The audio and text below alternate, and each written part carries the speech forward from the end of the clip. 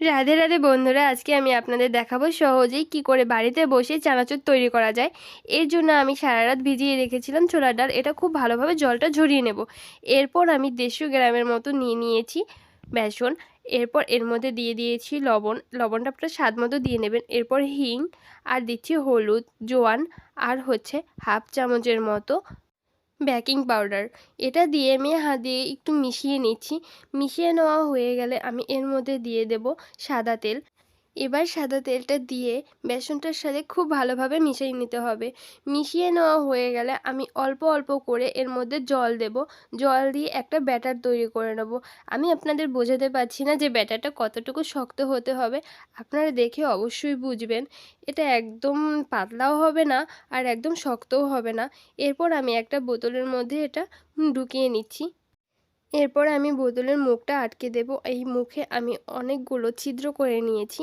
এরপর আমি কড়ার মধ্যে দিয়ে দিয়েছি তেল। তেলটা আমি খুব ভালো মতো গরম করে নিয়েছি। তেলটা কিন্তু খুব ভালোভাবে গরম করতে হবে। এরপর আমি বোতলটা চাপ দিয়ে দিয়ে দিচ্ছি। আর হ্যাঁ, এটা কিন্তু খুবই অল্প আঁচে ভাজতে হবে। বেশিক্ষণ সময় লাগবে না, অল্প সময়ের মধ্যে ভাজা হয়ে যাবে। এভাবে আমি সবগুলো ভেজে নিয়েছি।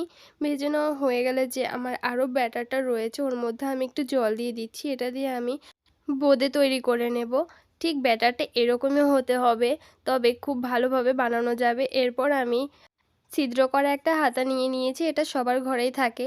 এটার উপরে আমি ওই ব্যাটারটা দিয়ে দিয়েছি, তবে দেখবেন যে নিচ থেকে গোল গোল করে পড়ছে, আর ওগুলো সাথে সাথে ফুলেও যাচ্ছে। এভাবে আমি বুঁদেগুলো তৈরি করে নিয়েছি।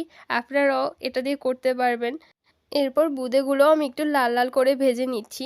ভেজে নেওয়া হয়ে গেলে আমি এই তেলের মধ্যেই কিছুটা বাদাম ভেজে নেব। বাদামটা আমি একটু লাল লাল করে ভেজে নিয়েছি।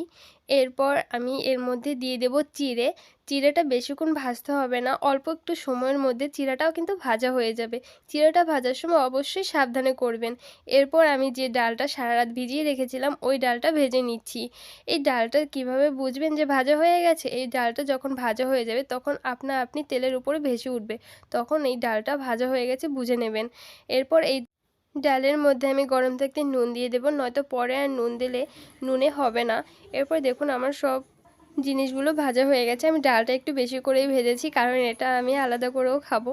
এরপর চলুন মশলাটা বানিয়ে নেওয়া যাক। প্রথমে দিয়ে দিয়েছি আমি জিরের গুঁড়ো, লঙ্কার গুঁড়ো, তারপর দিয়ে দিয়েছি মৌরি গুঁড়ো। এগুলো কিন্তু ভাজা মশলা ছিল। এরপরে দিয়ে দিয়েছি চাট মশলা। তারপর দিলাম আমচুর। আমচুর দিলে হচ্ছে চানাচুরের স্বাদটা না টকটক আসে। তারপরে দিয়ে দিয়েছি কিছুটা বিট লবণ।